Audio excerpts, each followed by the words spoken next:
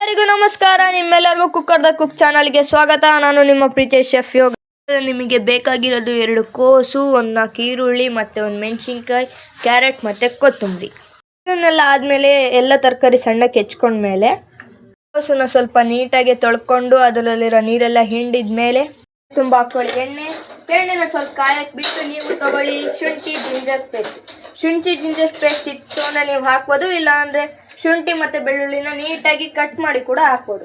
ಶುಂಠಿ ginger paste ಹಾಕಿದ್ಮೇಲೆ ಅದನ್ನೆಲ್ಲ ನೀಟ್ ಆದ್ಮೇಲೆ ಹೆಚ್ಕೊಂಡಿದ್ದು ಕೋಸು ತಗೊಂಡು ಬಾಣಲಿಗೆ ಹಾಕಿ ನಮ್ಮ ಅಮ್ಮ ನೀಟಾಗಿ ಹೆಚ್ಕೊಂಡಾಗ ಅದನ್ನು ನೀಟಾಗಿ ಬೇಯಿಸ್ಬೇಕು. ನೀಟಾಗಿ ಬೇಯಿಸಿದ ಮೇಲೆ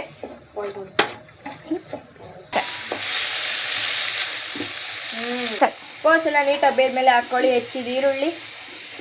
ಅದನ್ನು ಕೂಡ ನೀಟಾಗಿ ಬೇಯಿಸ್ಕೊಬೇಕು, ಯಾಕಂದರೆ ಅದ್ರ ರೆಸಿಪಿಯಲ್ಲಿರೋ ಪ್ರಕಾರ ನಾನು ಹೇಳ್ತಾ ಇದ್ದೀನಿ. ನಾನು ಹೇಳಿದ್ದು ನೀವು ಮಾಡಬೇಕು.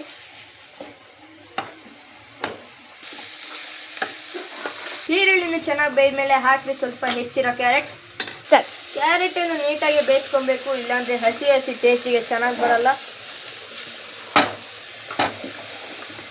ಇದೆಲ್ಲ ನೀಟಾಗಿ ಬೇಯ್ದ್ಮೇಲೆ ಹಾಕಿ ನಿಮಗೆ ರುಚಿಗೆ ತಕ್ಕಷ್ಟು ಉಪ್ಪು, ಆಮೇಲೆ ಸ್ವಲ್ಪ ಖಾರಕ್ಕೆ ಹಾಕ್ಕೊಳ್ರಿ ಚಿಲ್ಲಿ ಸಾಸ್ ಇಲ್ಲ ಅಂದರೆ ನೀವು ಮೆಣಸಿನ್ಕಾಯಿನ ಹೆಚ್ಚು ಹಾಕೋಬೋದು.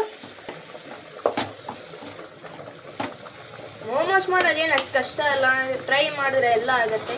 ನನ್ನ ಚಾನಲಿಗೆ ನೀವು ಫಾಲೋ ಮತ್ತು ಸಬ್ಸ್ಕ್ರೈಬ್ ಮಾಡ್ತಿದ್ರೆ ಇದೇ ರೀತಿ ನಿಮಗೆ ದಿನ ಒಂದೊಂದು ರೆಸಿಪಿ ಸಹ ಹೇಳ್ಕೊಡ್ತಾ ಇರ್ತೀನಿ. ಆಮೇಲೆ ಚಿಲ್ಲಿ ಸಾಸ್ ಹಾಕಿದ್ಮೇಲೆ ಸ್ವಲ್ಪ ಹಾಕ್ಕೊಳ್ರಿ ಡಾರ್ಕ್ ಚಿಲ್ಲಿ ಸೋಯಾ ಸಾಸ್. ಆಮೇಲೆ ಅದನ್ನು ನೀಟಾಗಿ ಮಿಕ್ಸಿಂಗ್ ಮಾಡ್ಕೊಳ್ಳಿ. ಮಿಕ್ಸಿಂಗ್ ಆದ್ರೇ ಟೇಸ್ಟ್ ಬರೋದು. ನಿಮ್ಮ ಹತ್ರ ಸೋಯಾ ಸಾಸ್ ಇಲ್ಲ ಅಂದ್ರೂ ಪರವಾಗಿಲ್ಲ, ಗರಂ ಮಸಾಲ ಯಾವ್ಯಾವ ಮಸಾಲೆ ಹಾಕ್ಕೊಂಡು ನೀವು ನಡೆಸ್ಬೋದು. ಆದರೆ ನಿಮಗೆ ಚಿಲ್ಲಿ ಸಾಸ್ ಇಲ್ಲ ಅಂದರೆ ನೀವು ಮೆಣಸಿನ್ಕಾಯಿ ಹೆಚ್ಚಿ ಚೆನ್ನಾಗಿ ಮಾಡ್ಕೊಬೇಕು, ಅಂದರೆ ಖಾರ ಗಿರ ಆಗೋಕ್ಕಿದೆಲ್ಲ. ಆಮೇಲೆ ಇದನ್ನು ನೀಟಾಗಿ ಮಿಕ್ಸ್ ಮಾಡಿ ನೀಟಾಗಿ ಬೇಯಕ್ಕೆ ಬಿಡಬೇಕು. ಅವಸರದಲ್ಲಿ ಇದೆಲ್ಲ ಆಗೋದಿಲ್ಲ. ಇದೆಲ್ಲ ಆ್ಯಡ್ ಮಾಡಿದ್ಮೇಲೆ ಹಾಕಿ ಸ್ವಲ್ಪ ಕೊತ್ತಂಬರಿ ಹಾಕ್ಕೊಂಡ್ಬಿಟ್ಟು ನೀಟಾಗಿ ಒಂದು 10 ನಿಮಿಷ ಇದನ್ನು ಬೇಯಿಸ್ಕೊಳ್ಳಿ. ಬೆಂದ ಮೇಲೆ